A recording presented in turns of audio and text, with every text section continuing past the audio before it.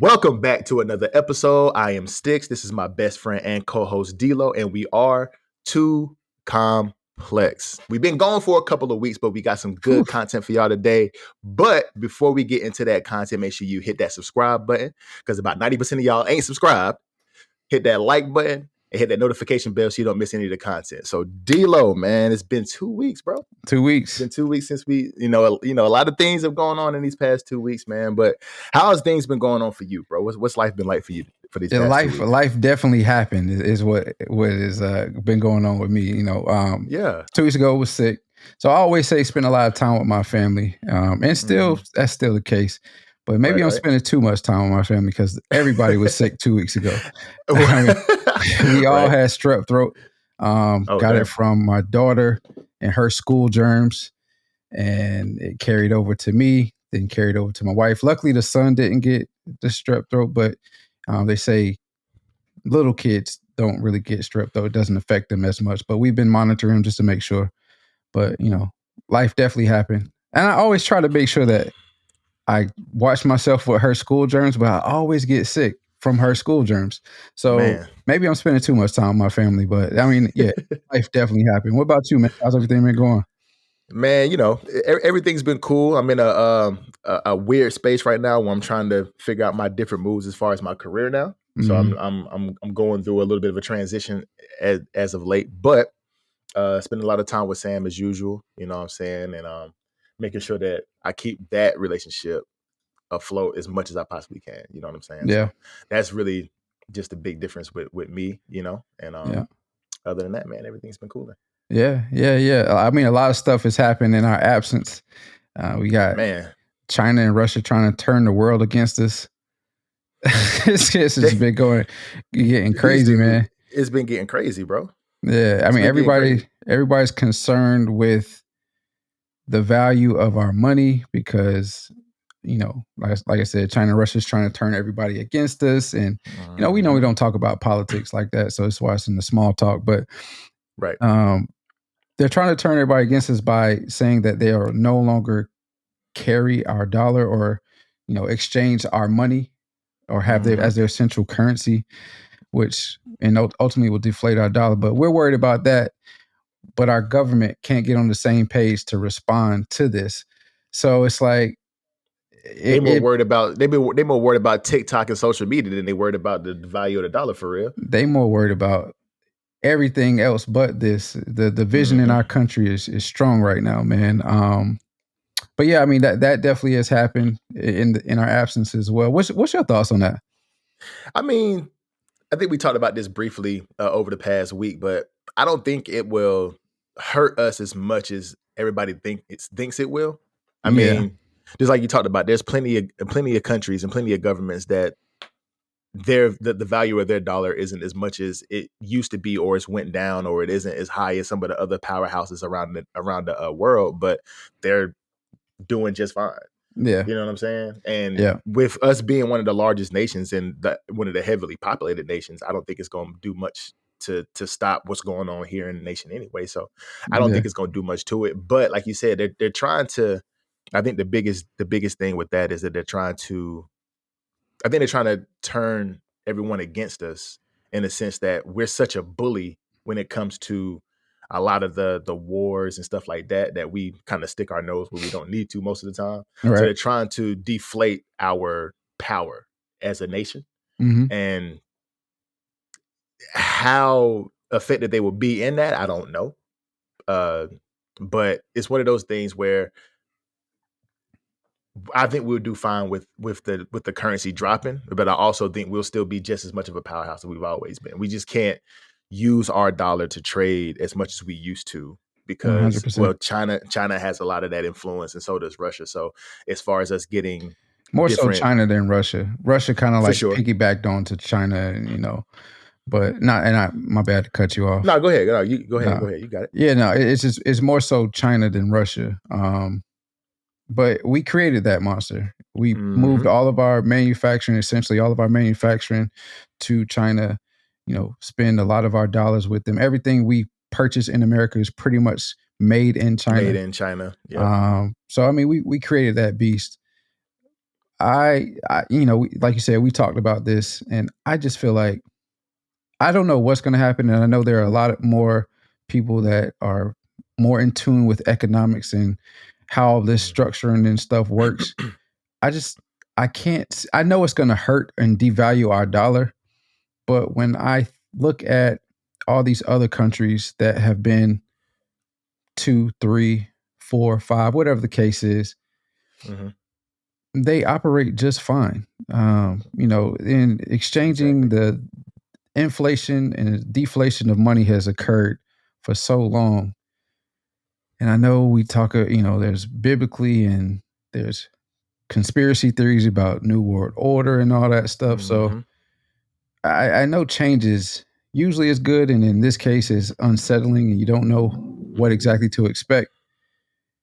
But I think we're allowing the fear machine, which is the media, to hype us up. They always fear mongering, bro. Yeah, to hype us up about this, and we don't really know what this means. For most of our lives, all of our lives, and most of our parents' lives, and some of our grandparents' lives, we've always been the world's dominant power, and for that to come to an end, I think that's the most unsettling. Is we'll be in unfamiliar territory, especially our generation. Yep. But we are America for a reason. We're strong. If we can come back together, and not to make this longer than what it needs to be, but if we can come back together as a country, we'll find a way to continue to be strong in the nation that we are. Nah, for sure. I mean, it's the land of the free, home of the brave for a reason, bro. So yeah, I don't think it'd be too big of a deal for sure, man. Yeah, we could be all right. Yeah. Other stuff that has happened too, though. Our boy Donald Trump got indicted for paying hush money. What's your thoughts on that? I mean, this is hey, look. Ain't no, you know what I'm saying? Ain't no more MAGA hats, bro. Yeah, it's definitely gonna be MAGA hats all over. Well, yeah, it is, but ain't no more MAGA as far as him running for another term, is what I'm saying. Oh, nah. That's done for. I don't know. He'll definitely still try to run. How he gonna run from jail? He ain't gonna be in jail, man. You know that. I think he going to jail, bro. Nah, he ain't. One, I mean, I know bribery and hush money is frowned upon, but how many people have gone to jail for paying hush money? It's called non-disclosure agreements. True, NDAs. But did he have any NDAs? It don't matter. He can say that's true. His lawyer will find a way to say it. I'm not the biggest Donald Trump fan or big on politics. You and I talk about that. Yeah. But this whole our government has become just a complete circus, because now they're talking about looking into some of Joe Biden's financials and his family's financials. So it's like we go tit for tat back and forth. It's just I mean, because like I said, I wasn't the biggest Trump fan as a person. Yeah. But as a president, he wasn't bad. He wasn't I'm saying? Like, his rhetoric was terrible, though. His rhetoric was terrible. His interviews were terrible. And him acting like a little fucking kid was terrible. But some of the things that he did as far as putting policies in place and things of that nature, he wasn't a bad president. He was just a clown when it came to being in front of the cameras. Like, that's really all it really was. But, I mean, if he doesn't get indicted, I think if he doesn't get he's been indicted, but if he doesn't get put in jail, I think the indictment itself would hurt him running for another election. I don't. You don't? Honestly. You think that shit would strengthen it? You think this is like... Yes. So I mean, the polls have already said that. And with how the country is being ran currently, I think a lot of people are turned off by some of the Democratic policies. True, I agree. And then some of the people who are running right now, like Buddy out of Florida, of course. Biden's going to try to run again. I mean, there's not. We don't know that for sure. I don't think, honestly. That's true. I'm tired of cutting you off, man. I'm gonna just shut up until you. Nah, you could. But he's straight. But I would think he would try to go for a second term. I mean, you got a difference of opinion, which is cool. But there's not many well-liked candidates right now. Yeah. And Trump was so well-liked when he was in office that if he did run again, he'd probably win, to be honest. Yeah. So Why you don't? And he's definitely going to try to run again. He's already announced that he's going to run. And then if he ain't, I think he's going to jail. That's just me. I don't. But did you see the AI generated pictures that him getting? Oh yeah. It look real, right? It looked real. It looked real as heck. And that's the problem with AI, man, that we talked about a couple episodes ago. But yeah. But yeah, I definitely think he is going to run. He's already announced it. I don't think he's going to go to jail. But we'll see. Yeah. And lastly, the other things that have happened in our absence is the NCAA tournament. This year, both men and women's tournaments were pretty amazing. In the first week, only 1/100% of the brackets, 1,000% of the brackets were correct or perfect, which is crazy. It's crazy. I mean, it was a couple of number ones that went down in the round of 64. And I think the last one went down in the round of 32. Yep. So there was no number ones at all in the whole tournament for the men. Yeah. And of course, UConn came out on top, which congrats to them. I didn't know because when I was watching, because I actually watched the whole game, the whole men's championship game. Mm-hmm. I actually watched the whole women's championship game too, kind of in spurts, but I had it on the TV. But I didn't know that UConn, every time they've won a championship, they've won a championship in Texas. So all 4 of the championships that they won was 2 in Houston, 1 in Dallas, and 1 in San Antonio. Okay. Nah, I didn't know that either. That's crazy. Yeah, they said it when they they said it on TV when they were doing the award ceremony after the game. Every championship they won has been in Texas. The UConn men's. All my exes live in Texas. Just like George Strait. You know what I'm saying? Yeah. But it was a great one. And then of course, shout out to LSU, Angel Reese and them girls out there in Louisiana State. Yeah. They came out on top too over Iowa, and we're gonna talk about that too. Yeah. We're gonna talk. There's a record-breaking national championship game for women's college basketball, and shout out to LSU. And I know we shouldn't talk about losers, but Caitlin Clark is a baller, bro. Demon, bro. She is a baller. Raw. I ain't gonna lie. Caitlin Clark is an animal, dog. Yeah. She nice with it. Yeah. She nice with it. So you want to go ahead and get into the topics? It's good to do that. Let's get right into it, man. So what we're going to talk about this week is Caitlin Clark and the Angela Reese, quote unquote, Angel Reese. Thank you for correcting me. Angel Reese. No doubt. Controversy. We'll talk about male enhancements on the rise. This will be another time that we talk about this topic.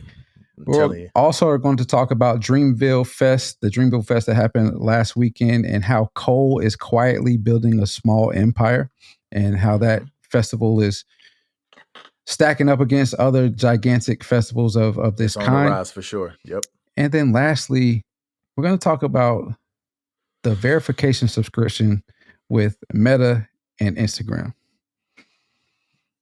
Crazy. And Twitter as well. Yeah, exactly. But yeah. So let's get right into it, brother. What you got? Yeah, my boy, right into it. The most watched women's college basketball game in history sparked a huge debate in mainstream media after LSU's Angel Reese mocked Iowa's Caitlin Clark with the "you can't see me" hand gesture in her face. What should have been a night of celebration for women's college basketball turned into a proverbial countrywide argument, with many taking to their social media accounts to give their thoughts on Reese's actions. Sticks, how you feel about this whole situation? It's I don't like to play race wars, and please don't take me as racist at all, because I'm not. I love everybody. Yeah, we don't like to keep it racy.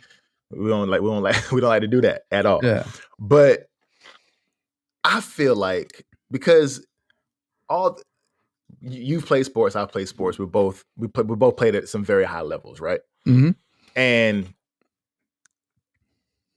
I know you've seen whenever you've been playing that, both sports, basketball, football, is dominated by African American players, right? But anytime that you see a Caucasian player kind of dominating a little bit in the sport, he's, kind of praised for being for for being a brawler or like, you know, being Hard fundamentally nosed. sound and hard nosed and just going after it, you know, just getting after it, right?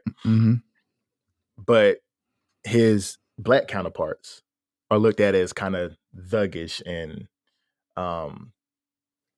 gritty and things of that nature. Like where that's the bravado for Caitlyn wasn't the same bravado for Angel, which is a problem because trash talk happens all the time, bro. Like there's not a time whenever you don't see people on the court trash talking to each other, especially whenever it's competitive. Because Caitlyn is ultra competitive, but so is Angel. But the only thing is that Angel's persona is seen as ratchet when Caitlyn's persona off the court. Right. When Caitlyn's persona is seen as classy off the court. But you turn into a different animal when you own that court. Because I'm a totally different person right now than I am on that football field, on that basketball court. Because, excuse my French, I'm at your ass when I'm on that field, bro. Pause. You know what I'm saying? Go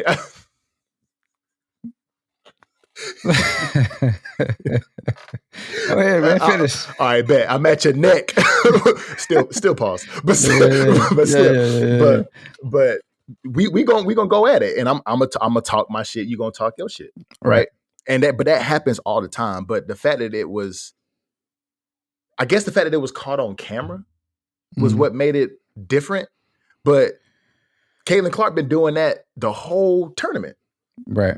And now all of a sudden, whenever Caitlin Clark is down and Angel Reese is up, and she does the same thing and points to the finger like the ring, why is it now an issue? Is it because that she is the type of person that she is? Is it because of the skin color? Is it because of, you know, so it's a lot of different things that you can go into with that, but I didn't like the feedback that she got for doing that because you're in a competitive sport. You're a competitor. You're going to go hard. You're going to do all of these things. And so why is it an issue whenever Angel does it and whenever Caitlyn does it? I don't like it at all. What you think? Yeah. So I think that this controversy is inflated by the media. And you know how I feel about the media. And it's funny that 100%. I say, you know how I feel about the media, and we're doing a podcast and we're in the media with hopes of pushing ourselves into, you know, something major down the road. But I think the media really inflates a lot of things, especially when they get their grips on it. And this was one of them. Obviously, after the game, once people saw what Angel Reese did to Caitlin Clark, following her for a little bit, doing the "you can't see me," you know, fans took to their social media platforms and addressed how they felt. Some in reaction to how others were saying they felt, but we all know who was the ones that had issues with it. And we all, for the most part, we all know who didn't have an issue with it. I too, but like you know what's crazy? I don't mean to cut you off, but I think it was more people who didn't have issues with it than did. You see what I'm saying? Like, because even on both sides, from both sides of the fence, I think more people were like, this is just a part of the game. Why is this becoming such of an issue? But the few people that were on the side of it's brazen, it's ghetto, it's ratchet, and all these other things, it was a small few that were amplified in this whole situation. And that's where the social media kind of took over and kind of pushed it to the top. But my fault, I ain't exactly. No, you're good. Yeah. But your point is 100% exactly. I wouldn't say exactly what I was going to say, but you know, I'm in line with what you were just saying. It was a small percentage that did not agree with what Angel did. But anytime you have those types of individuals that voice their opinions and, you know, the majority of individuals don't agree with it, you're going to have swarms and swarms of people come out against that. And that's exactly what happened. And so not social media, the media companies saw this and was like, oh, this could be something to discuss. And the sad thing is, man, we see stuff like this happen all the time. We see individuals going to their social media after any type of events, putting their opinions out, their thoughts out in the world on what they think happened or should not have happened, and interactions between individuals going back and forth all the time. But unfortunately, it's now become a select few of individuals that own media companies that realize that they can profit off of racy situations. And so now, anytime stuff like this happens, it's getting pushed to the forefront because, as we mentioned earlier, our country is so divided. We're finding ways to fracture us even more, and that, to me, that's what has happened. I too am like you. I don't really see anything that was wrong that Angel did, other than her timing. She might have did it a little too long, but as far as I agree with. She did do it a lot. Like she was doing it, and she was trying to do it until Caitlyn saw her, and Caitlyn wasn't paying her no attention for real. Yeah, but in the grand scheme of things, what she did, was it actual problem? Absolutely not. No, absolutely not. Yeah. Yeah, but it's one of those things where, of course, in the media and on social media, negativity and drama is going to rise to the top. It's the cream of the crop, bro. Like, because just like you said, the nation is so divided where the positive situation in this is that they won the national championship. And if I'm not mistaken, it was their first national championship. Yeah, it was their first women's basketball national championship in the history of the university. So instead of that being talked about and then being praised for it, they took the negative situation and rose it to the top. And now that's the topic of discussion, as opposed to Angel Reese leading her team to a national championship. And the first one in school history for the women's program. Right. That should have been the topic of discussion. It overshadowed the whole. Not only did it overshadow, but the first lady of the American country invited the loser to the White House celebration. First time in history. First time in history that the loser gets invited. Because it's like, why? I don't think she understood the magnitude of the situation, though. Like, I don't think she did either. I don't think Jill, and honestly, I'm not protecting her. I don't think she knew any better either. So it was like she couldn't have. They both were. Yeah, they both. But I mean, and to go on the flip side of it, the game, as we mentioned, or as I mentioned earlier, it set a record for most views for a women's college basketball game. I'm thinking maybe she was like, oh, that's an accomplishment on both parties. Let me invite both of them. No, lady, don't. That's not what you do, bro. Don't interject in that. It's never been that way. The loser has never came to the White House. Never. There we go with these participation trophies again. They participated, and now you want to have them in the White House. No. We don't do that. That's not what America. That's not how that works. That's not what America is built on at all. It's built on it's built on the winners of the nation being amplified. That's what it's built on. So you gotta, but like you said, she probably is very much disconnected from the sports world itself. And she probably doesn't even understand the magnitude of the winning team going to the White House. So it's like, well, why? She's probably in there with Joe, why can't both of them come? Like, nah, dog. Like, that's not how that works. So like, nah. But it's one of those things where it's just a double standard, bro. To me, it's a double standard when it comes to the melanin in your skin, for real. Not only that, it's a double standard when it comes to. It's deeper than that too, and I'm gonna take it one step deeper. It's deeper than that because you don't the men in these sports are. There you go. See, look, we be on the same page. The men are. They are expected to have that kind of tough, gritty bravado. The women aren't, right? So it's like going back to the 80s with John Thompson's Georgetown teams, or the 90s UNLV teams, or even the Fab Five. Like they brought some kind of toughness and some kind of grit to the sport going back to the 80s. But for whatever reason, it's not expected for women to have that same grit and that same toughness, but it's like we're all athletes at the same time. So why can't she be somewhat confident in herself? Why can't she be somewhat cocky in a sense when she's on that court?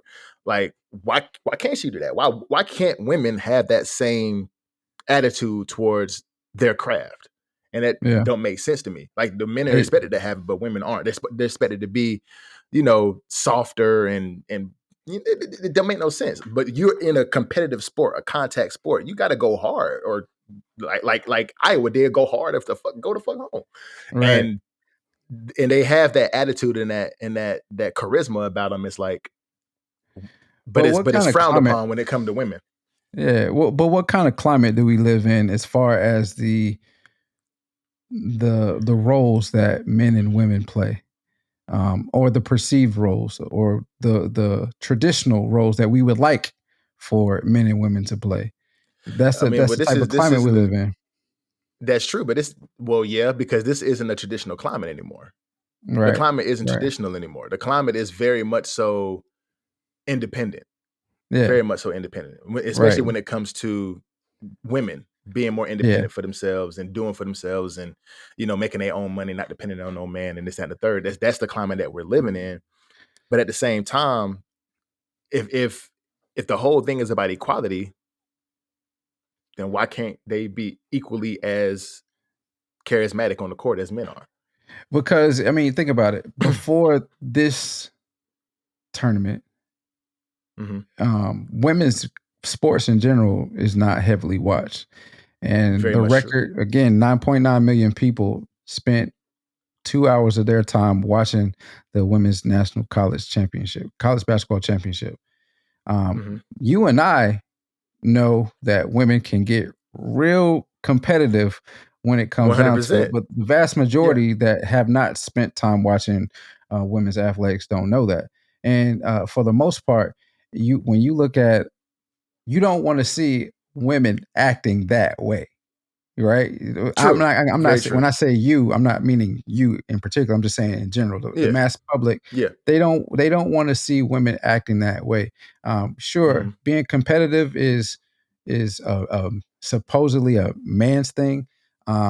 Women are very competitive as well, but you don't expect them to show it.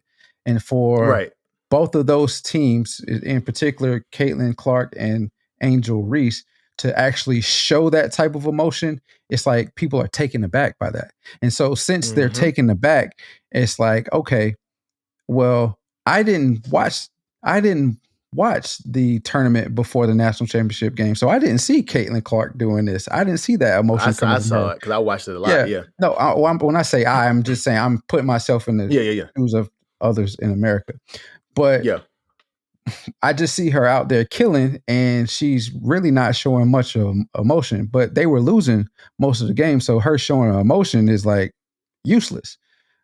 Right. And again, this is my first time watching it. Again, if I'm the massive of public, it's my first time watching the girls' game. But I see this LSU team winning the whole game, and then at the end of the game, when they know they won, their star player is in the other star player's face making gestures. I don't know if I like that much.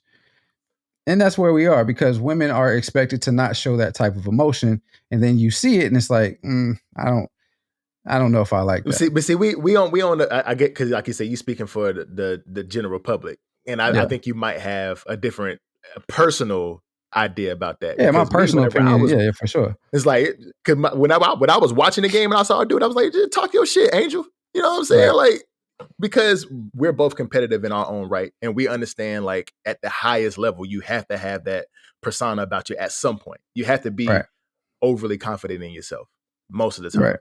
You know, so not overly confident to where you're super duper arrogant, but at the same time, that confidence is going that confidence is going to bring that dog out of you. Right. You know what I'm saying? So the fact that she did it I have no problem with it, but I can understand, like you said, if you're the general public and this is your first time you watching a women's basketball game, and you see one star player going up to another star player making gestures and talking shit, you might not like it. And I can understand why it's like that, but that's not the story we should be talking about. It's not in the slightest bit. It should be LSU playing well. We watched a great game because, I mean, like I said, Caitlin Clark, dog, baller. She in this is for your gaming company. She may be Larry Bird reincarnated in the female body. honestly. She might low key be Steph Curry reincarnated 100%, in that female body. 100%. Yeah. But I mean, like she a dog. But LSU played out of their mind in that game as well. Like they had people off the bench scoring 20 points in the first half. I mean, they were shooting lights 7 out for 7 too. from 3 Right. You know what I mean? That one girl that had 21 in the first half, 7 for 7 from 3, ain't miss a shot. Like, what the heck? Yeah, it was just a great game. And so off of that, you know, still talking about the controversy, but bleeding into the future of women's college basketball. Do you think this catapults women's college basketball into like continually being in the mainstream? I believe that it does. I also believe that this can have a pretty good effect on the WNBA as well, honestly, because if it's anybody that needs the help, and we talked about this a couple of times too, it's the WNBA. So I think that a lot of eyes, especially with Angel Reese, I think, if I'm not mistaken, she was a senior. So she's going to be going to No. She's not. Both of those girls are underclassmen and as of right now have not declared for the WNBA. The WNBA draft. Okay, bet. So, but Angel's a sophomore and Caitlin is a junior. Okay, bet. So I believe that this can you call it a rivalry? I think this rivalry, I'm just going to call it a rivalry for lack of a better word. Yeah, I don't think it is, but I don't think so either. But it could be. I think this can definitely be something that catapults the women's game to a whole nother level. Especially with with the public eye seeing that these girls do have that grit to them. It might be that skill and that grit to them. It might be something that more people will want to watch and be set out to watch, because like you said, a lot of people don't watch women's sports, which is a problem within itself, because women's sports is, I wouldn't say as exciting as men, because it's not, but at the same time, there's still a lot of skill involved in it. It's a lot of skill involved in it. A whole lot of skill and fundamentals involved in it. Like if you want to see real basketball played, you can watch women play basketball. Right. So I think it is something that could catapult the women's game to another level. What you think? I think with these type of performances, if they continue to occur, definitely. Especially as I mentioned earlier, with Angel being a sophomore, Caitlin being a junior, and if they do both come back, as right now they're projected to, you'll see these type of performances, because in Angel's side, on Angel's playing side, she's already, as a sophomore, has the most double doubles in women's college basketball history with 34. And then Caitlin scored multiple 40-point games last year, just draining logo threes. And we've said this before. We think women shoot the ball better than men. It just comes natural to them. But we've never seen somebody that I know of shoot logo threes so consistently as Caitlin Clark. So if they both come back, if they both can continue to show, and I don't even think really like Angel's the best player on her team. I don't think. Or maybe she is, but she doesn't stand out like others do with their shooting and stuff like that. I could be wrong. Well, she's a post player. She's known for being gritty and can handle the ball a little bit, though. She can handle too. Yeah, she can handle, but she's the big man. Yeah, or big woman. Yeah. But if they both come back, well, I mean, we're talking ball. If they both come back, they both continue to put the performances up that they did last year going forward, I think it serves well for the women's game next year. Now you'll just have to find somebody to carry the torch after they leave, and then they'd have to do the same things in the WNBA. And I said Caitlin was like Larry Bird reincarnated in a woman's body. You can almost say, and Pete, where I'm going here, you can almost say that the similarities with Angel and Magic Johnson. Kinda. Not so much, but as far as the charisma, because she does have the charisma off the court. So you put those two in the WNBA, it could be that they are the Larry Bird and Magic that sparks that upward trajectory of the WNBA, just like Larry and Magic did for the NBA. I can agree with that. And that'd be dope if they, because Larry and Magic came out the same year. So if they actually do, like, say for instance, if they stay in college, I think it was. I think it was similar to how it is now, though. I think Larry was a year ahead of Magic. Older, a year ahead of Magic. Yeah. Yep. And then Magic beat Larry in the national championship, and they both went out at the same time. Right. So if that happened right, I don't know. Yeah, if that happened right now, like if they both declare for the NBA draft and Angel gets picked before Caitlyn, which I doubt is going to happen because Caitlyn is number one pick written all over her, bro, 100%. 100%.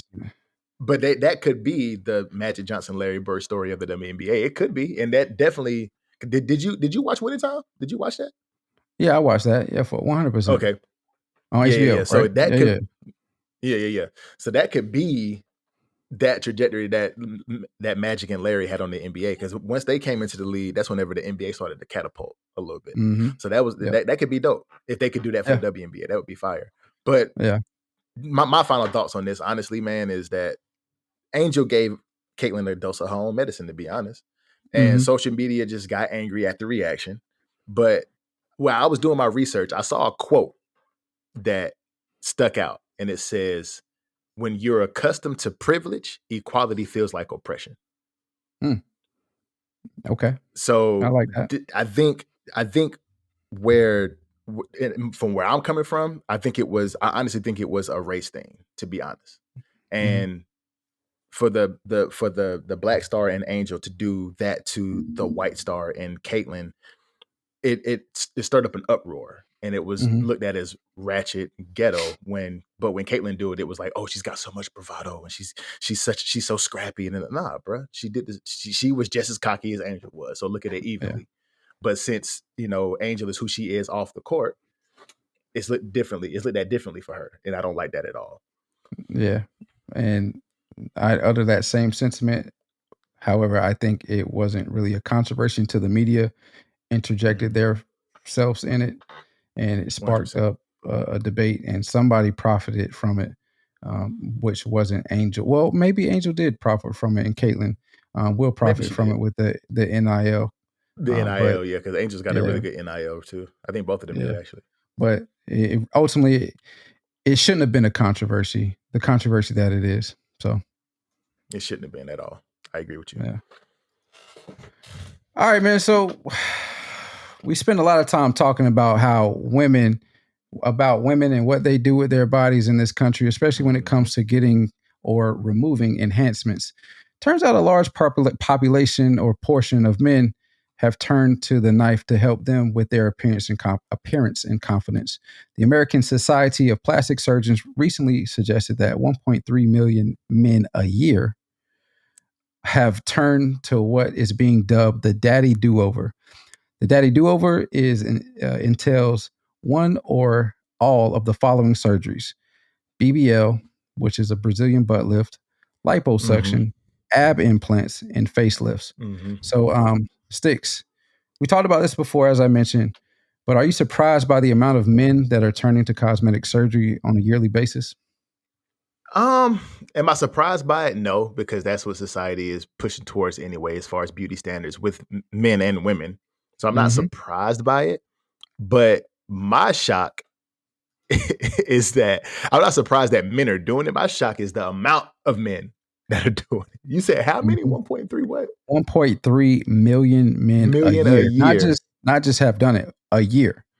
Are doing it. See, when I did my research, I didn't see that. Yeah, but the crazy thing is, but see, you said the daddy do-over, so it makes it sound like it's more men that are in the demographic of 35 to 45, so to speak. That's what you would think that, but in my research, it's skewing younger and younger as the years 100%. Go on, from what I've seen. So it's like exactly plastic surgery, Botox, all that shit. Yeah, they call it daddy do-over for what? Well, because of the type of enhancements that are being done to the body. I said lipo, but a part of the lipo would be like chest augmentation. So what we have seen, we have never talked about this, but from research, what we have seen in this country is that testosterone levels in boys and men are at all-time lows. So a lot of the younger generations and some in our generations a little bit younger, they are taking testosterone pills or hormones, or they're doing just hardcore steroids. And from the overuse of steroids, they get enlarged breast. And so they have to get breast reductions, so chest augmentations. They have to get different things done to the body. So that's why younger generations are getting involved with it. But then we also live in this vanity, which we call life now in social media. So everybody's getting things done to enhance their look and try to look younger and younger on an ongoing basis. But yeah, but from what I was reading up on was that a lot of men who feel like they can't. I guess it's the same on both sides, because I believe that a lot of the women who were doing it because they weren't getting the results that they wanted as far as like naturally. But that's the same thing that I was reading up on men. It's like they tried to do like sports workouts and tried, cardio and tried all of these things to get the look that they wanted, but it wasn't reaping the benefits that they wanted fast enough. So right. we're in a society now where, the faster the better. Everybody wants instant gratification. They call it the microwave and credit card society. Microwave and credit card society. I saw that too. So everybody wants such instant gratification that they're turning even the men now are like, well, I can't get my abs the way I want to, or I can't get my butt to look the way I want to. So now I'm about to go get me a BBL, which from what I read is totally different from what the way the women do it, because of course a lot of women want the hips with the ass, but the men don't need the hips. They just want the butt to look like they got.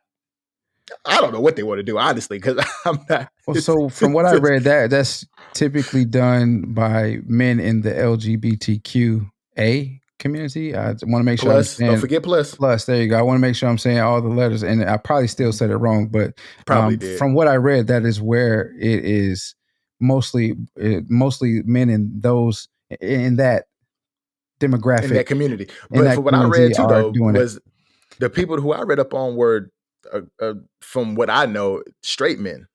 You know what I'm saying? Getting BBLs? That's getting like all of these procedures done to get the body that they don't feel like working for anymore. Yeah. So you know what I'm saying?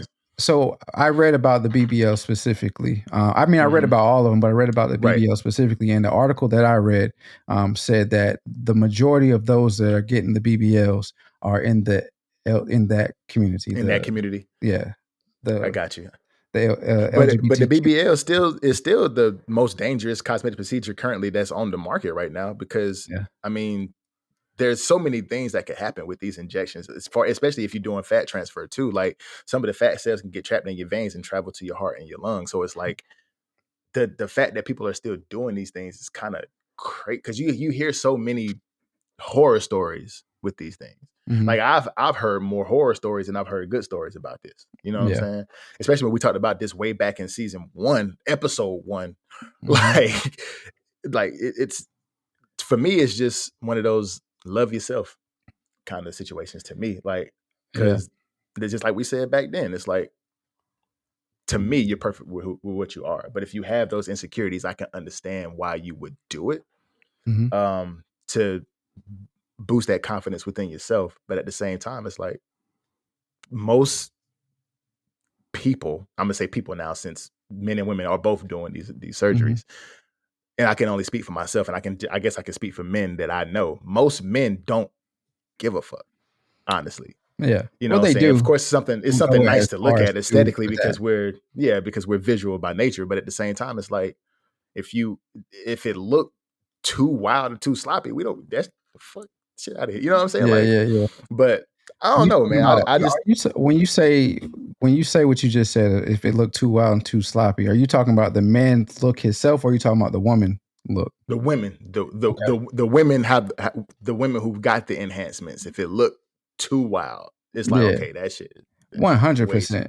You know what I'm saying? Yeah. But with the men doing it, it's kind of in that same vein, man. Like if you, because we talk about this all the time. I feel like I need to get back in shape. I need to lose weight. Me and you talk about this all the time. All the time. And gladly, my boys last night was trolling me on stream, making me do push-ups. I don't know if you saw that, D-Lo. Yeah, I did. But they was trolling me. Did. Exactly. So, but that it's one of those things where it's like, dude, just love yourself, bro. Like whatever you have, you know, or don't have, then I wouldn't pay for it myself. But I mean, that's so you would let somebody else pay for it for you? Okay, I got you. No, so now you troll it. So now I'm just saying. You gonna pay for it? You gonna pay for it? Definitely not. Exactly. But I wouldn't pay for it myself. But yeah, I wouldn't get it done. Period. Yeah. But want me to ask this question again? No, sir. Don't ask me this. Ask me in season 1, episode 1, or just episode 1 in general. Don't ask me. Why can't I ask the question? Because go ahead. Because my answer is actually different. Okay, go ahead and ask. After doing the research, because you know what I said last time. Yeah, I was like, I'm getting my dick done because I'm not trying to have no fat ass. I don't need that. You're right. Yeah. But now reading up on this shit, nah, bro. I'm getting the BBL, dog. Yeah. Yeah. But both of them are stupid. Like just to be honest. Mm-hmm. But I can't even say that, bro, because that's being disingenuous, honestly, because it's not stupid. Because I understand why people would do it. So it's not stupid. I just feel like it's over the top, so to speak, to me, to be honest. Yeah.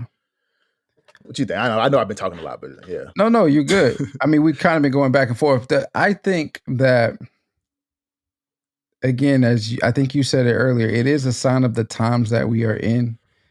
We live in the credit card microwave society. We live in an era where everybody has access to social media. Presumably, everybody has access to a cell phone, so you can easily pull it out, snap a picture of somebody, and post it on social media, and it's presumed that the whole world can consume that content, right? So you want to make sure that you're always in the light, and seen in the positive light. You don't want to be seen. In some circles, we do have a movement to where it's body positivity, right, and rightfully so to some regard, right. But you always want to make sure that you are seen in a positive light with your body image and how your face looks, hair, and all that stuff. But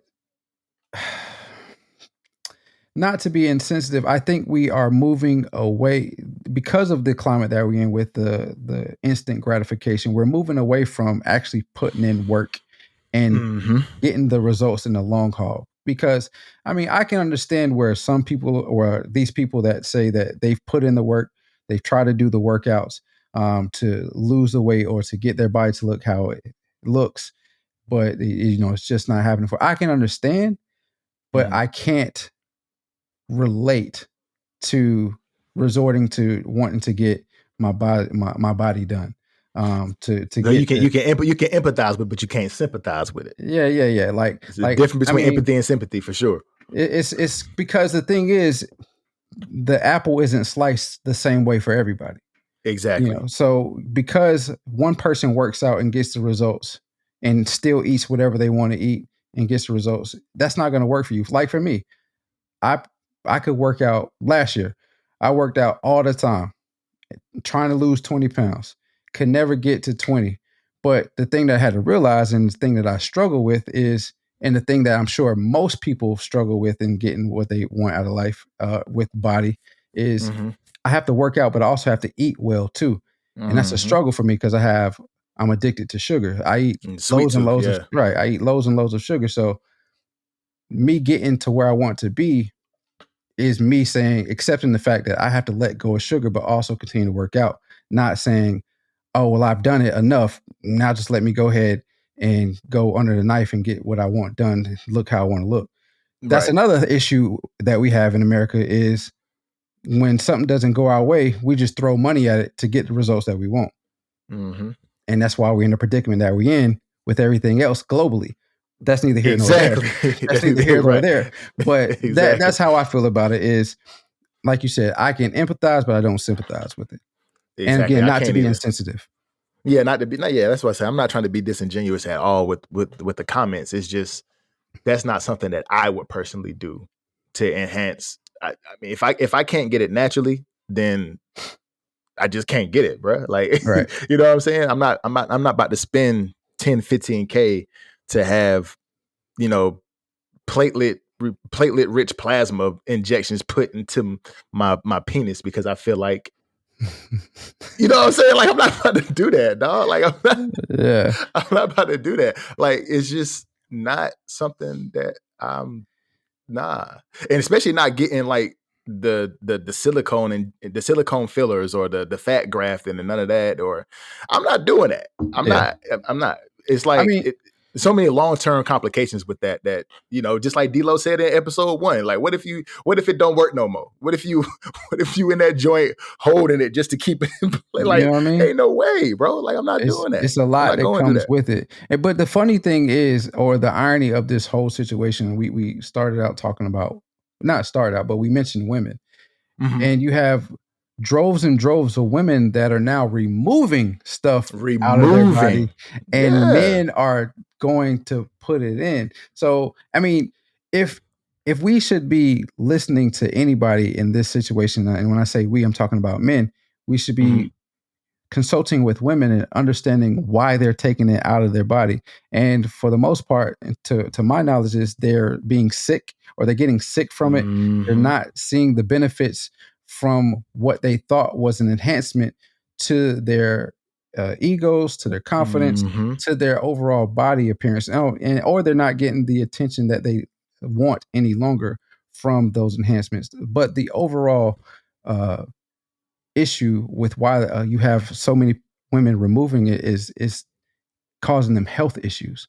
Exactly. So exactly, because I mean, I think a good example of this is Black China going through what she's going through right now, taking all the fillers out of her face, removing her butt injections, got a breast reduction. Like, she's trying to change her whole image from what she was whenever she was trying to keep up with the Kardashians, right?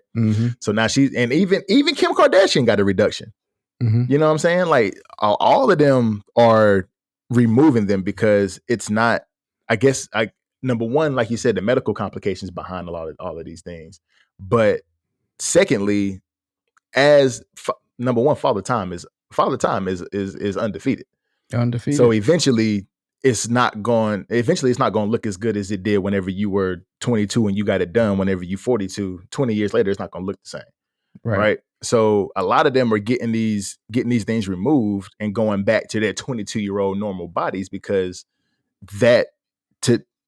as we get older, that's what is, I guess, more appealing, especially to the people who are out there on social media in the public eye. It's like, you don't want to be presumed, because it's a lot of negative stigma behind all of that stuff too, as well. Right. Especially if you are on social media as much as some of these women are who get these things done. So yeah, we definitely should be men who are getting these enhancements done should definitely, especially like BBLs and stuff like that. The men who are doing this should definitely be consulting with the women who have got them done and who have had, and particularly the women who have had negative complications from it. Right. They should be definitely looking into those things, because if you see these women having these same complications with these same procedures that you're getting done, why do you think it is going to be different for you? Right. Because if I'm looking, go ahead, my fault. Nah, because if it were me, I would definitely be trying to reach out to somebody who's had it done and try to figure out what their situation was and how they handled it. But I mean, I'm not getting it done anyway, so it don't matter.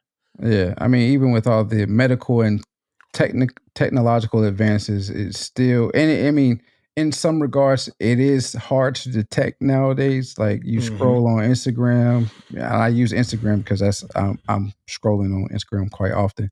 But you scroll on Instagram and you can't really. It's like, damn. A lot of them are modest. A lot of them are very modest now. Do she have a BBL?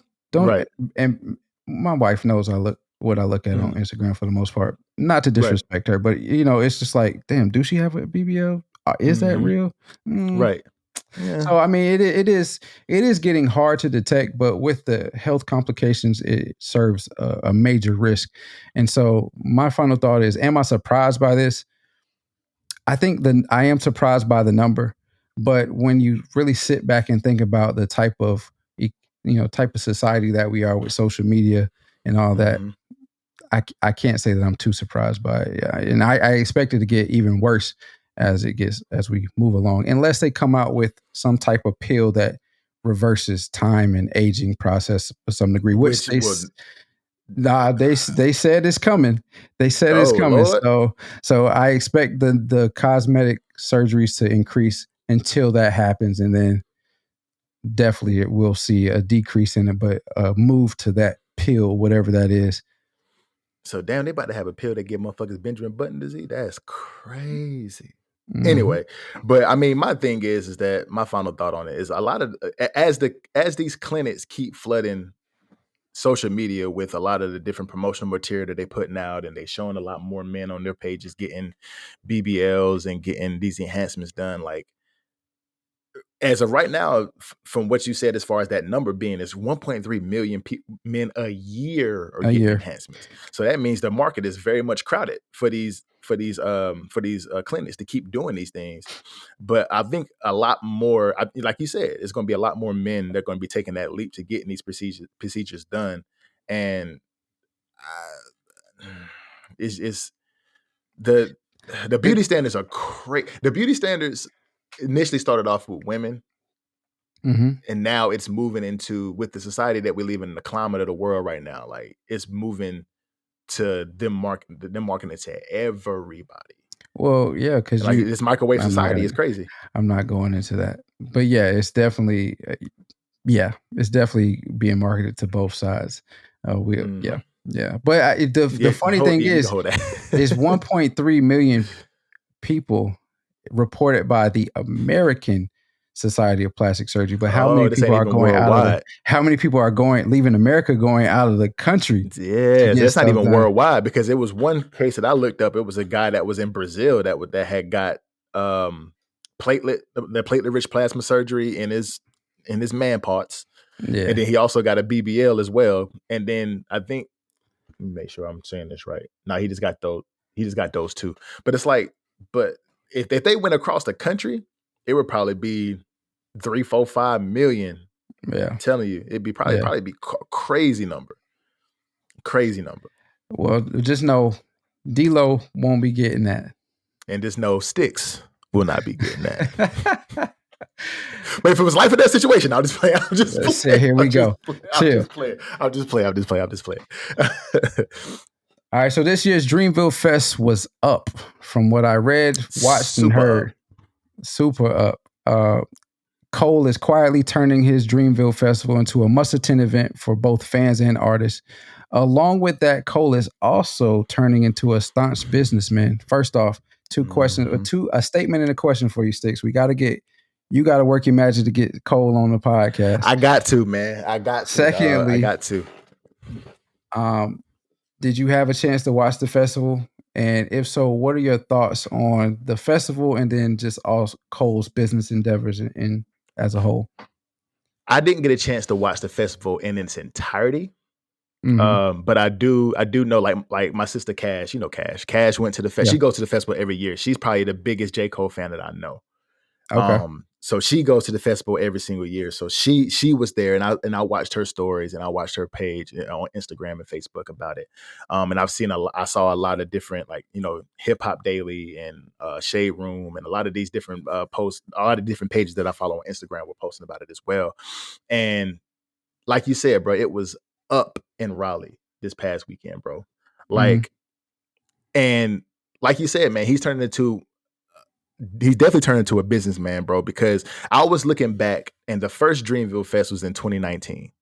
Mm-hmm. And the Dreamville Fest started off as him showcasing his Dreamville artists. He might have a couple of people come out, like SZA came out the first year, Young Thug came out the first year, Nelly, Big Sean. So he had a couple of big, quote unquote, big names in the game. But it was more so for the Jids and the Lutes and the Omens and the bosses out there that he's got on his actual Dreamville record label that he's trying to promote and push out there as well. That's what it started off as. Exactly. But now, 4 years later, you got Drake, and you got Usher, you got Wayne, you got all these people coming out to Dreamville, bro. Like, it's like, bruh, like, who would have thought that our boy from the 2-6 and would come out and be this type of star, or this he calls himself a B-list celebrity, but we all know that's a lie. But who would have thought that Cole, the guy that we know from Terry Sanford, the guy that we know from AAU playing ball with us side by side, or the guy that we know as Jermaine, would be this A-list celebrity now with little old Jermaine? Who would have thought that he would have been this guy, to be this businessman, to have a festival on the same platform, or get into the same platform as like a Rolling Loud, bro? Like Coachella is facts, because like you said, it's a must see, or a must attend event now every single year. Like I know people. Matter of fact, one of my coworkers, cool dude, white guy. He was like, "Bruh, like I'm trying to find tickets." He lived here in Washington, bruh. I'm trying to find tickets to Dreamville. You know where I can. I'm like, bruh, I'm not going. So you got to figure it out yourself. But even people here in Washington are talking about traveling cross country to Raleigh, North Carolina, to go to the Dreamville Festival, bro. A 2-day event. It's crazy, bro. What you think? So, I mean, first off, it's a 2-day event. It's Saturday, he has a slew of artists going. Sunday, he has a slew of artists going, and then he, finishes it. He finishes it. Yep. In comparison, like you said, it stacks up with Rolling Loud, with Coachella. Same type of setup. Now, when he originally started it, it was to showcase his artists on Dreamville label, and then also to showcase some local artists, and then culture and food within the North Carolina region. But the last 2 years have proved that the trajectory of this festival is just about to skyrocket. Because last year he had Lil Wayne. He had Lil Baby. Jeezy.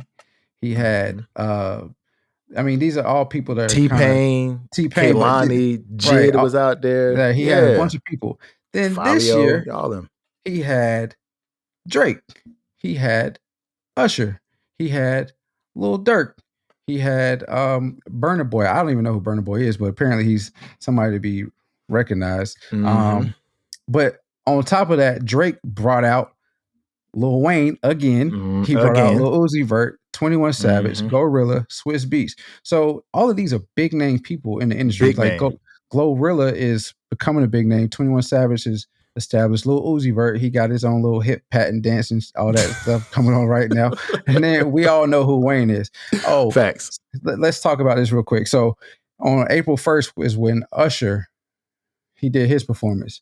And he played with the crowd talking about Beyonce was coming out. Beyonce was coming out. And so I said that to my wife, is a part of the Beehive. And I said that to her, and she was like, they should have known Beyonce wasn't going to come out, because if Beyonce was coming out, she would have been a part of she would have been like on the flyer, the headline, right? Yeah. I'm like, well, not necessarily, because Lil Wayne wasn't on the headline. Neither was 21 Savage. Neither was, I said that, right? Yeah. You know what she said? What'd she say? We're talking about Beyonce. I said, y'all Beehive is outrageous. Outrageous. I mean, I get it. I understand, but like Beyonce could be a surprise as well. She don't have to be the headline. But anyway, so but do you realize how crazy that would have went if he actually did bring Beyonce out? And he has a record with Beyonce, so he definitely does. He definitely does. And who's to say that wasn't alluding to something down the road? Type shit. So I mean, even though it was Usher, maybe Cole might be working on that already. You feel me? Yeah. Cole ain't got no song with Beyonce. No, yes, he does. Yes, he does. Yeah. He like the party. He does. That's what I was saying. Usher and Beyonce. Oh, they do actually in the club. I was gonna say Usher and Beyonce don't have a song together, that I realized, but yeah, in the club. But I mean, I say all that to say is he's gotten these big names to come to Raleigh, North Carolina. I don't like how Ish off of Joe Budden podcast try to play North Carolina just because I didn't hear it. What did he say? He was like, what did it say, bro? He was like, I mean, he got these big names that come into he started to say in the middle of nowhere, but he said North Carolina of all places. He got these big names to come, and they've been coming in droves of people to come, which is to be commendable. Now, I know North Carolina isn't on top of the top when it comes to media markets, but it ain't like it's Mississippi and Alabama. No shade to those states. Facts. I mean, it ain't like that. Like North Carolina is always usually in the top when it comes to entertainment and stuff like that. So, and the crazy thing is that Ish must be under a rock, because for as long as J. Cole has been in the rap game, he's always put on for North Carolina. Yeah, always. So where else would J. Cole have his festival? Yeah, but I think he's thinking because he's from the New York, New Jersey area. He's like, it's not that. It's not that type of entertainment venue or known place. So it's surprising to see that these people are willing to go there. But where's Coachella at? It's not like in the middle of. Where is Coachella? Coachella is not like in Los Angeles or anywhere like that. It's like in the middle. It's by Palm Springs, California, but it's not exactly Palm Springs. It's a couple miles or minutes away from the Empire Polo Club in Indio, California. Right. In the Coachella Valley. Yeah. So, I mean, but it made its name to get to what it is now, to where people will go in the middle of nowhere to enjoy the music artists that they love or the types of venues that they, culture that they like. So who's to say that J. Cole can't do this, or, who's to say that Raleigh can't turn into that? And Raleigh is the capital of North Carolina. What's unfortunate is that he can't have it in Fayetteville. We all know why he can't have it in Fayetteville. We don't have a big enough outdoor venue for him to have it, because the Dogwood Festival is not going to be very true. Because you got to have it in Raleigh, dog, because you can't have that kind of packed venue in Fayetteville. No fucking way. Yeah, amongst other things. Yeah, so it's unfortunate. Yeah, facts. But as far as his businesses are concerned, though, man, I mean, he is quietly building up an empire as far as in the media has become, because he has Dreamville Ventures, which is a multifaceted, multidisciplinary media company. He also has now Dreamville Studios, which is a content studio focused on original and co-produced content. Pick up our podcast, bro. And then he also has Dreamville Films, which produces and distributes films. And he worked with a ton of different brand, household brand names. HBO, Twitch streamed the Dreamville Fest. Before that, Tidal streamed the Dreamville Fest. So he's quietly building up this catalog of not only music, but also these business ventures, to where, if we look up down the road 10 years from now, he could be in the same boat as Jay-Z. He has partnerships with Puma and all that. So, I mean, he could be in the same boat as Jay-Z, Kanye, before he destructed. He could be in that same boat, which is commendable. Very much so commendable. And you just taught me something, bro, because I thought Coachella was just the name of the actual festival. I didn't know it was an actual place in California. So it's like, like you said, but that's middle of nowhere. I had no idea that the Coachella Valley even existed until literally 5 minutes ago. Yeah. So like, Ish got to stop. You got to stop, Ish. Like, you got to stop talking about North Carolina like you're crazy, because like, bro, like man, because it could become something that strong down the line, bro. And I think Cole is on the way to doing that, because it's only been 4 years that he's done this. This is the 4th annual Dreamville Festival. Amongst a bunch of postponements and cancellations. Yeah. The first one was postponed because of Hurricane Florence, I think it was. So they moved it to the next year. And then was it 1 or 2 that were canceled because of the pandemic? The pandemic. It was one that was canceled due to the pandemic. 1. So, I mean, in that span of time, to have those obstacles and hurdles to overcome, and to be where he is in only a span of 4 years, and again, apologize for cutting you off. No, you good. Is immaculate. Exactly, because he was supposed to do it in 2018, but the hurricane messed everything up. So he did it in 2019. 2020 was canceled because of the pandemic. Then 2021, 22, and now 23. It's like he's doing big things, man. And from as small as it was from B-list back in 2019, which is what he calls himself, to now an A-list celebrity, bringing other A-list celebrities to his festival, and it's turning out to compete with the Rolling Louds and the Coachellas and all of these other festivals that they have around the country. He's on to something, bro. Cole is on to something, bro. It shows his influence. It shows his reach within the hip hop game. 110%, bro. Soon to be his reach within the business world as well, because I mean, this is not a sneeze. To put on something like this every year, the logistics that go behind it, the types of meetings that you have to have, all that stuff, man, that is nothing to sneeze at. So, and then also all the other different ventures that we talked about, he has his hands in a lot. He's doing a lot. So I tip my hat off to you, bow my head, bro. You doing your thing. Like I said, we got to figure out a way to get you on the podcast just to discuss all this stuff, talk about the old days a little bit, not too much. We don't want to dwell on the past, but just definitely pick your brain. I guess that's a bad term to use nowadays, but just discuss with you, especially with these surgeries. Yeah. Okay. But yeah, definitely to just to have a conversation with you about all of this stuff that you got going on. Nah, for sure, man. Big ups to Cole, man. He doing this thing, man. Big shout out to him, bro. You doing big things. Make sure you keep it up, bro, because we definitely watching, we definitely supporting, and we love everything you're doing, 100%. 100%. The need to feel important is running rampant these days, and no better example is the new verification subscription services that have popped up on social media platforms. Meta, formerly known as Facebook, is set to generate $2 billion in revenue from the verification subscription service this year alone, and that's according to research. Sticks, how do you feel about subscriptions being offered for social media platforms to be verified, and when you getting your blue check?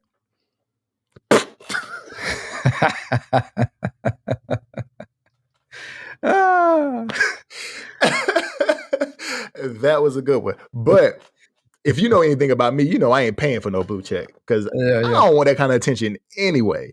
Right. But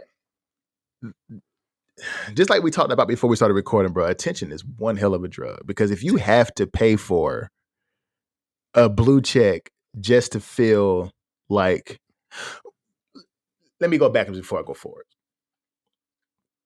I think the people who have the blue check may pay for it to keep that same exposure, because that's what the verification is supposed to do. Upon my research, is that you pay your subscription and your content will continue to be pushed to the masses the way that it was prior to this whole subscription service came out. Right. Now, if you don't have it, it's kind of similar to shadow banning, so to speak. Like they won't be putting your content out there exposed to more people like they used to, because you're no longer quote unquote verified. Me personally, I ain't got it and I ain't worried about it, to be honest. But if you're somebody who has, because initially, whenever you got verified, number one, you had to they had to make sure that you were some kind of public figure. You had to go through a wide array of different things to make sure that you actually earned this blue check. It was something that could be earned. It was something to be proud of back in the day. Whenever you got it, I only know maybe 2 people that I talk to on a regular basis that have it, and it was something to be proud of. Now, those same 2 people, well, I only speak to one of them on a regular basis, but those same 2 people are like, man, I ain't worried about that damn blue check. Like, who gives a fuck? You know what I'm saying? Like, I don't care. I got it because one dude, don't Aaron got one? No, he doesn't. He doesn't. Okay. But both of them are just like, man, I don't care about that blue check. But they got it because they were in the NFL and they are quote unquote some type of public figure. So they got it because of that. So it was something to be proud of. But now, since you got to pay for it, I guess the people who have not necessarily small platforms, the small platform is like myself. I got 3,000 followers on Instagram. But somebody who has like a small content creator having like 10K or 15K, they might have the check mark, that want to build their social media platform, or they want to push their content a little bit further. They may subscribe to it. But the people who have 300,000 plus, why would they pay $8 a month or however, or even for businesses, from what I see, from what I've read, $1,000 a month for a business to have a gold check? Like, oh, that's new. I didn't read that. Okay. Yeah, it says businesses that are currently unverified will have to pay $1,000 a month if they want a gold check mark verifying their account. Like, okay. For what? $1,000 a month is crazy. Most businesses, especially businesses starting out, are not successful the first 1 to 3 years. Right. So why would they pay $1,000 a month to social media, Instagram, Twitter, and Meta to get their joint verified if they ain't even really got the money to get it verified for real? Right. So I can see that happening for like a Apple or somebody in that realm. They can spare $1,000 a month, but two complex podcasts ain't got that 1,000, cuz. Like, we ain't. Well, I'm not paying it, and I'm not paying it for my individual account. I know D-Lo ain't doing it either. Nope. So I think it's going to be one of those things where people are going to have to figure out what the benefits are of it. But to me, there wasn't. Maybe it was, because I ain't got no blue check, so I can't say. But I didn't look at the people's pages that had blue checks any differently from the way I looked at mine or yours. So to me, it ain't matter to begin with. Yeah, I think it's crazy that when Elon originally introduced this subscription type service for Twitter, it was frowned upon. It was. And now that it's out for, as far as the data is concerned, the data is out for what Meta is expecting to generate revenue from. That is in the 2 billion range.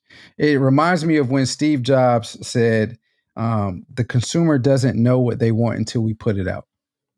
And so that makes so much sense. Steve Jobs was a genius, I swear. Yeah. So it's like, am I surprised by this? Again, we'll go back to our discussion we had with the male enhancement. Am I surprised about this? No. We live in an ego-driven world right now where everybody wants to feel important for doing nothing.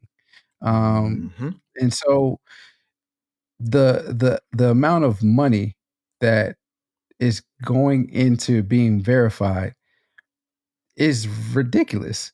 It's so ridiculous, and we'll get to the actual stats from my research. You threw a curveball for me, but we'll get to the stats in a minute. But it's so ridiculous that Meta has now said they will not pay influencers to create reels anymore. That's how much revenue they're expecting to get from the subscription service. That's crazy.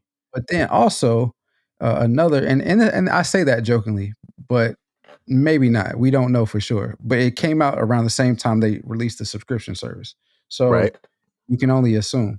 But they're also, expecting maybe potentially TikTok being banned, which is who they're trying to catch up to. For sure. As far as the numbers are concerned and how you get verified, you can only be verified if you're 18 and over. And then from there, from what I saw, it's either $11.99 or $14.99 a month for the subscription. So the $11.99, I believe, is on the actual application, the Instagram application or Facebook application. And then the $14.99 is for off application services. So if you're just using desktop.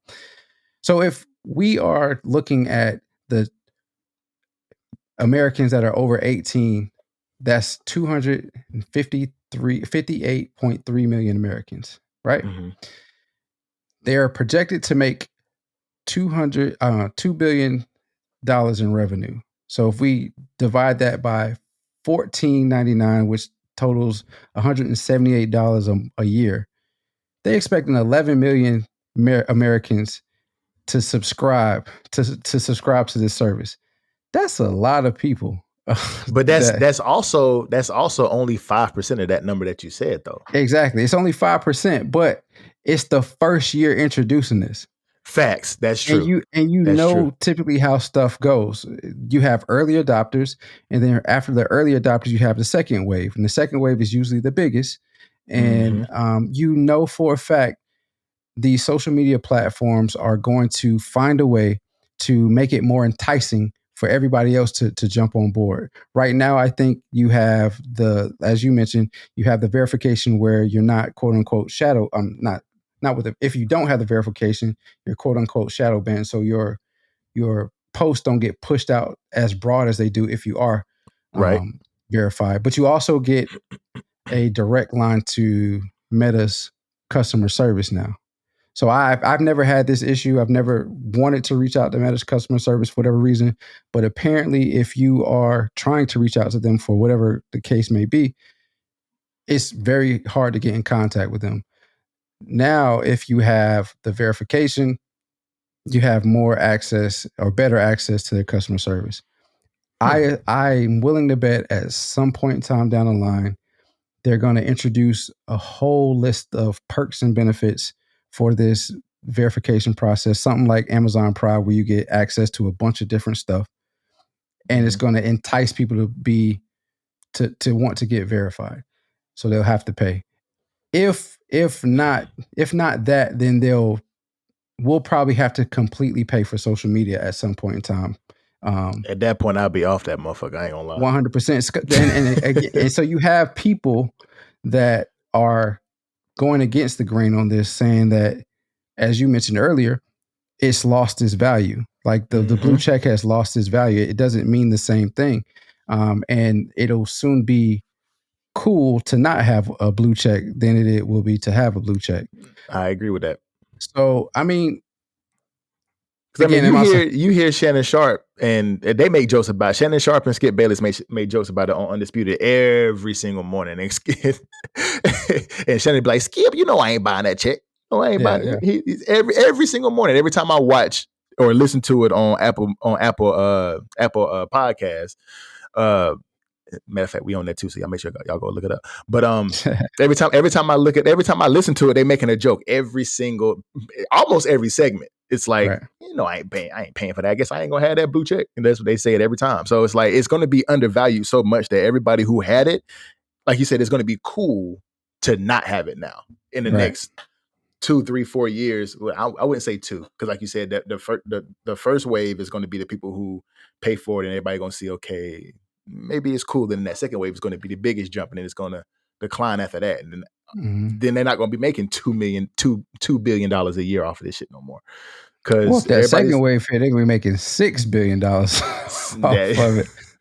That's true, but I mean, it's not going to stay. It's not going to continue to incline. I doubt that 100%. It's going to come down, and it's going to plateau probably somewhere around $500 million a year at that point. But nah, it's like you said, man. It's going to eventually be cool to not have it than it is to have it eventually, because they're putting a dollar amount on it whenever it was something to be proud of before. So now that we got to pay $14.99 for this just to have your platform push me the way I was being pushed prior to me paying this money, that's crazy. Yeah. I would never in my life. But you can only offer free for so long with certain things. That's true. That's true.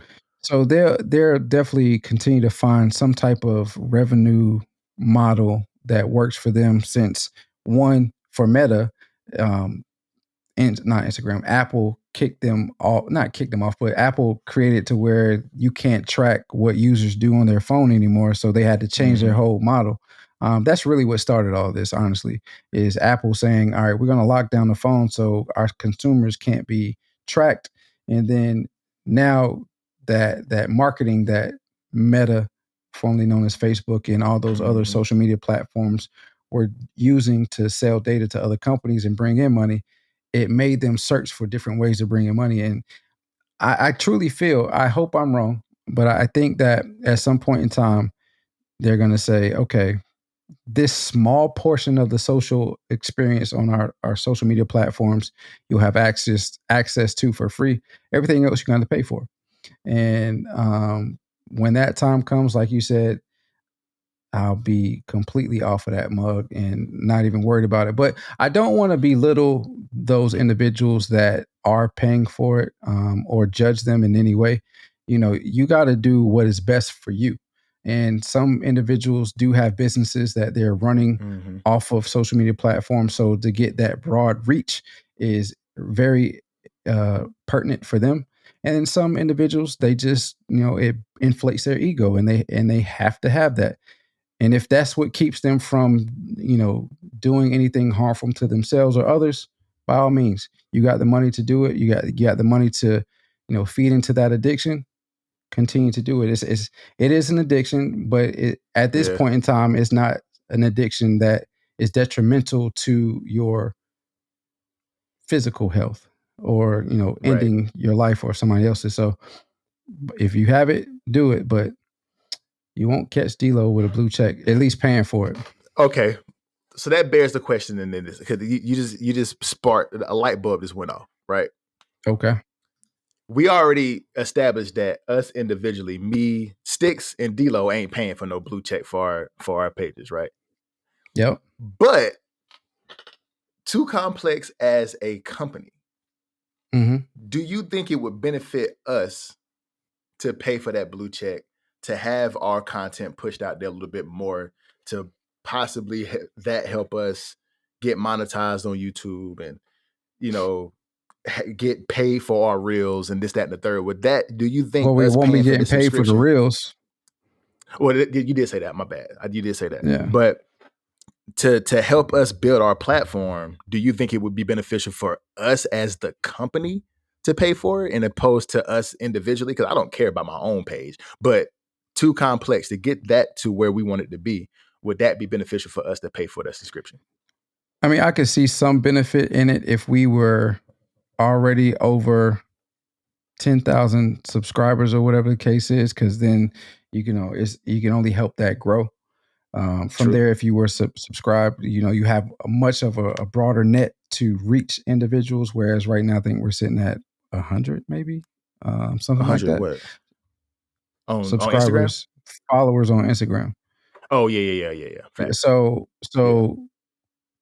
for us, our base is already small, and the interaction and engagement with others isn't that heavy, especially now that Instagram isn't pushing reels that much. So if they were pushing reels how they were, and that's the type of content that we put on Instagram and TikTok, then I guess maybe. But because they're not pushing reels how they are anymore, we don't post pictures, we don't do anything like that. I don't see the benefit in it as of right now, but that's me being short-sighted. Trying to see the big picture. I can't really see the big picture, especially with the type of content that we push out. I think our best bet would be to go hard on YouTube, as we have been, and continue to push there until we make a breakthrough. And then from YouTube, all the other avenues will come about, that we are involved in, start to pick up as well. And hopefully by that time, we'll have sponsors that'll be willing to pay for it for 100%. us. 100%. So that way we ain't got to worry about paying that $14.99 out of our own pocket. 100%. Sponsors, y'all need to come on, because try to. but the blue wave, the blue check wave is definitely about to hit an influx. You're gonna see people with 200 followers have a blue check, and you're like, okay, that's cool, but. Am I surprised?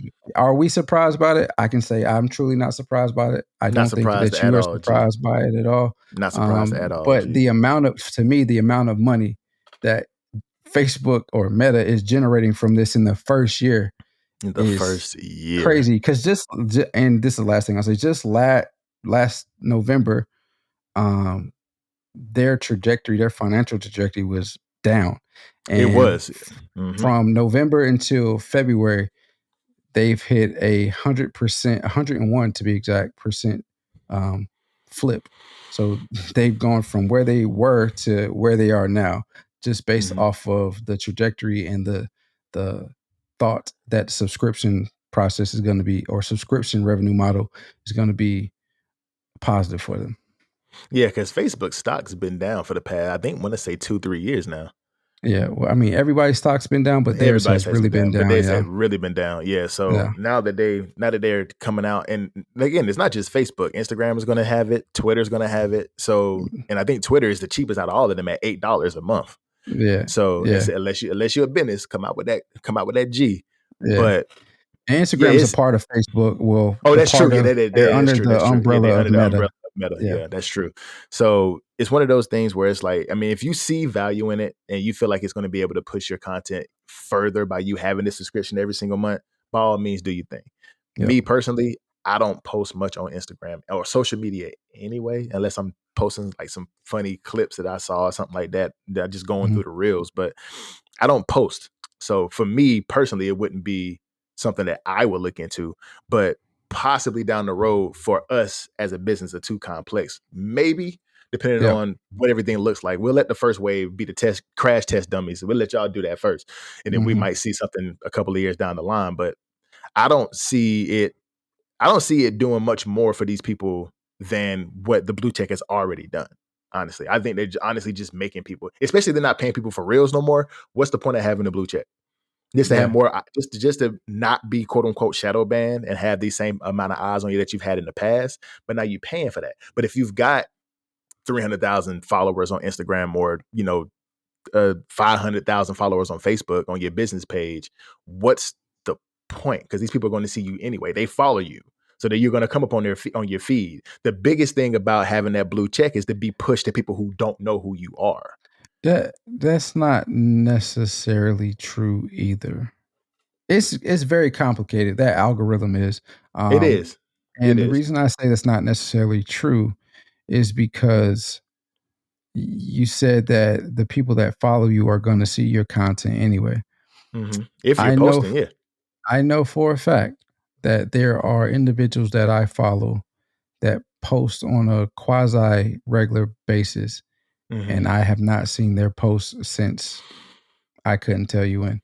I have to actually physically actively go to their page and see, oh damn, they have been posting, to actually see their content. And it's not that they're shadow banned. I think it's something like with my engagement or their engagement with me that keeps them from seeing their stuff.